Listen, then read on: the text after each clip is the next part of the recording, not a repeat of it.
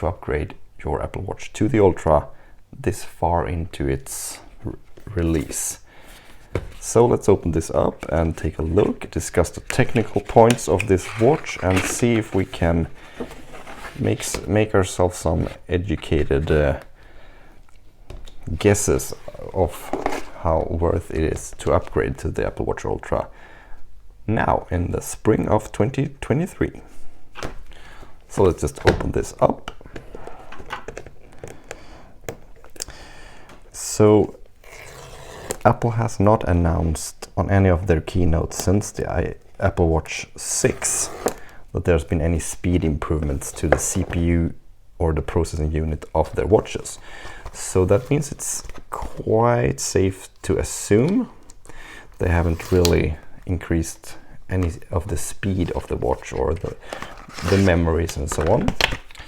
That can be worrying for some. I myself had those thoughts when I picked this one up, and also since my Apple Watch Series 6 has been working flawlessly since I got it. It's still super snappy. I mean, why should you upgrade?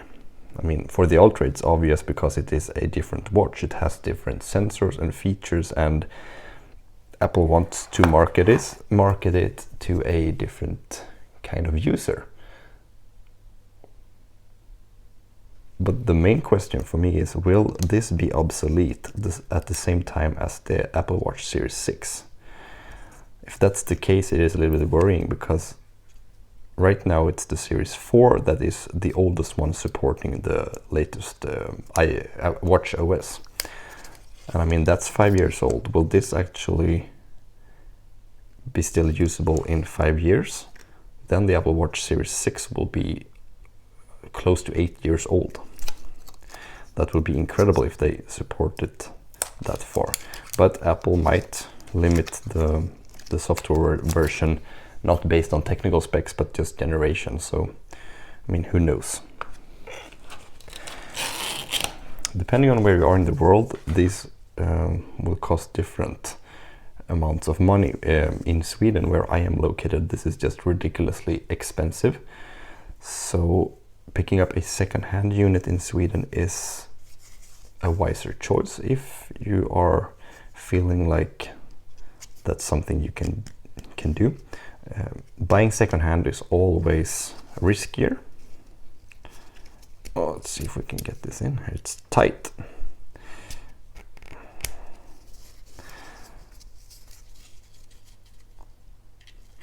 But I don't see this watch dropping in price significantly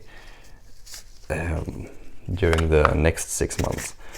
And the biggest question, if this is worth, or the biggest question you need to ask yourself when picking one of these or thinking of picking one of these up right now, is will Apple release a Ultra version 2 this fall?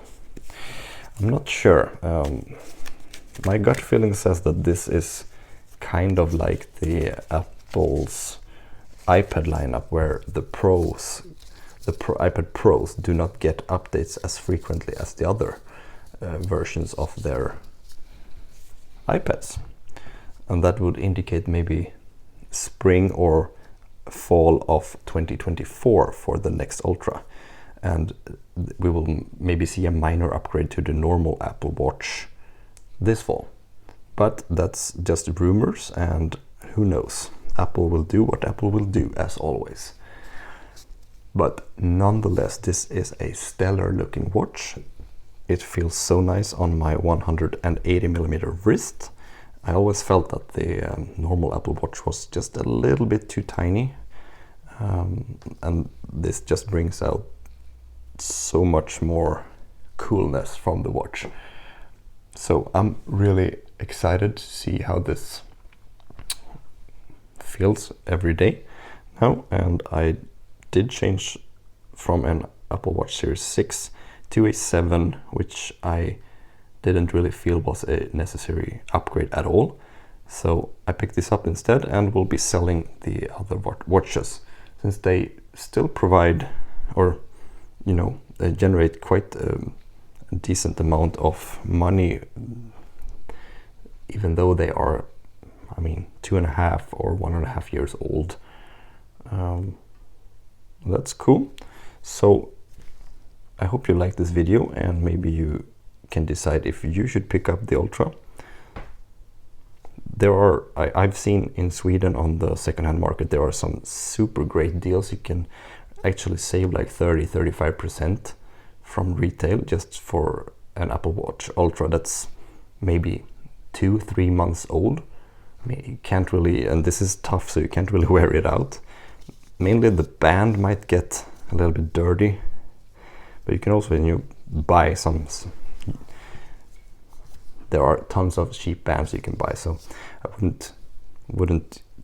it wouldn't put me off that much. But I like this original band from Apple. That's why I picked this up, and I picked the large one to get this G hook away from the bottom of my wrist. So yeah, hope you liked this video, and I'll see you in the next one.